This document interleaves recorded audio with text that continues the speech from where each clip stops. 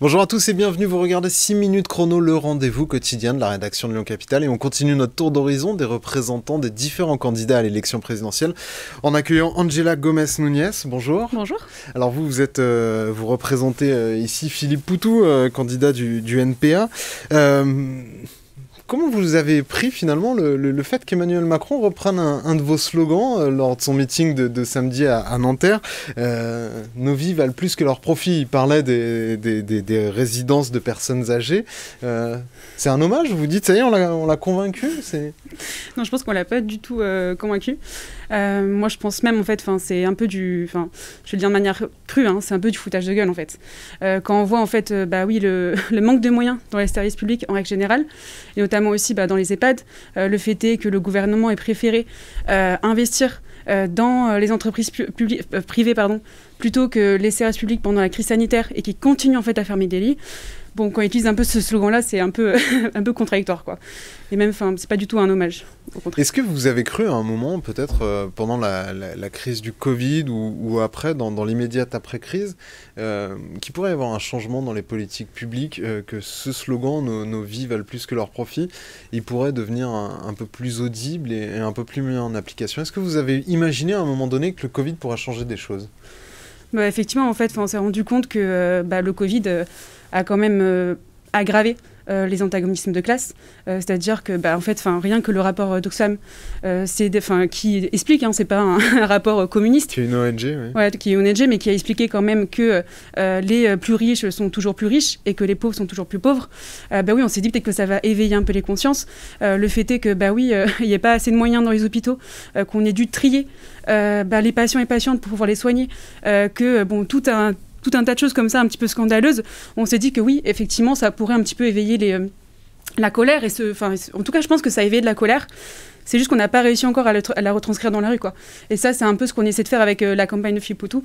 De mettre en avant un peu nos revendications. Et notamment, en fait, dans cette campagne-là, on ne parle pas trop, en fait, des soucis des millions de personnes, mais plutôt, en fait, d'un truc hyper anxiogène sur les thématiques un peu de l'extrême droite, quoi.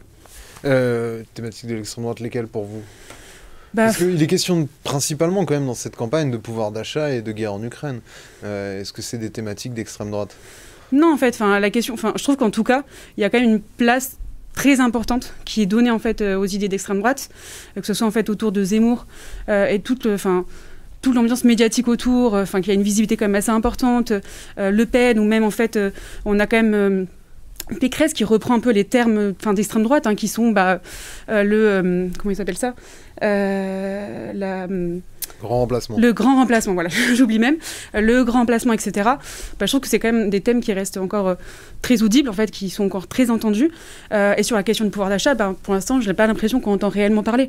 En fait, qu'est-ce qu'on va faire face un peu à tous les prix qui vont continuer à augmenter. Déjà, de fait, avec la crise sanitaire, il y a une augmentation de tout, de l'énergie, sauf des salaires. Et là, avec la guerre en Ukraine, effectivement, il y a une augmentation en fait, de l'huile. Même Lidl, le PDG de Lidl a quand même annoncé qu'il y aurait une augmentation de 5 à 8%. Voilà, il y a tout ça, là. Et pour l'instant, on n'entend pas vraiment de revendications claires sur en fait, l'augmentation de salaire, tout simplement. Et vous, alors, au pouvoir, qu'est-ce que vous ferez, le NPA? Je pense qu'on ne serait pas au pouvoir. En fait, on n'a aucune prétention en fait, de gagner cette campagne présidentielle et d'être élu. Si on arrivait au pouvoir, c'est qu'il y aurait déjà la révolution qui sera en place. Ça veut dire que nos idées seraient déjà tellement ancrées auprès de la population qu'on serait déjà en fait, dans un processus de changement de régime, en fait, tout simplement. Oui, parce que pour l'instant, vous êtes crédité dans les sondages autour de 1%, ce qu'on appelle une candidature de témoignage, mais finalement, ça vous, entre guillemets, ça vous va bien? En fait, on n'a aucune illusion par rapport aux élections, tout simplement. Nous, ce que ça nous permet juste, c'est d'avoir une vitrine et en fait, de parler de choses qu'on n'entend pas forcément, de parler un peu des choses du quotidien avec un profil d'un candidat qui est un travailleur, qui a été licencié, qui est au chômage et qui sait en fait c'est quoi les difficultés de la vie. Alors que la majorité des candidats ne connaissent pas en fait c'est quoi la vraie vie et c'est quoi nos préoccupations. Donc en fait, oui, se présenter, ça permet un peu de mettre en avant ce genre de profil et que tout le monde peut faire de la politique.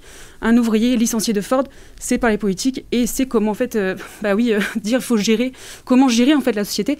Et nous on se dit c'est qu'en fait, ça devrait être ceux qui travaillent, ceux qui étudient, qui devraient diriger en fait cette société et discuter de la production, discuter de comment on étudie, les moyens, etc. Mais par exemple, vous évoquiez le pouvoir d'achat qui est la priorité des Français dans cette élection. Vous, comment vous amélioreriez le pouvoir d'achat des Français ? Déjà, nous on pense que, déjà faire un peu baisser les profits des actionnaires, quoi. C'est-à-dire que déjà nous on ne voit aucune utilité en fait à l'existence des actionnaires. Même pour nous les patrons en fait, ce qu'ils font c'est juste gérer leur truc capitaliste, quoi. C'est tout. Ceux qui produisent les richesses, c'est les travailleurs et travailleuses. Donc en fait, nous ce qu'on pense c'est que déjà, il faudrait augmenter largement les salaires. On revendique 1 800 € de SMIC, mais en réalité, on peut monter jusqu'à 2 000 € vu en fait, l'augmentation de tout. Plus, non 2 000 €, ce serait le minimum en fait, pour bien vivre dans cette société. C'est pas normal que des gens qui travaillent toute la journée, à la moitié du mois, n'arrivent même plus à se nourrir, quoi. Ça, pour nous, c'est pas normal. En fait. On perd sa vie à essayer de la gagner. En fait. C'est un peu ça que nous ce qu'on dit et du coup oui il faudrait augmenter les salaires parce qu'en fait est-ce qu'on parle des milliards d'euros des actionnaires, est-ce qu'on parle en fait les 10 premiers milliardaires ont quand même doublé leur profit en 2 ans d'épidémie, donc de l'argent on sait qu'il y en a, c'est juste qu'il faut aller la chercher, quoi. Merci beaucoup en tout cas d'avoir répondu à notre invitation et à nos questions. Moi je vous retrouverai très bientôt pour une nouvelle édition de 6 minutes chrono et surtout dimanche allez voter et suivez la soirée électorale sur lyoncapital.fr. Merci beaucoup, au revoir.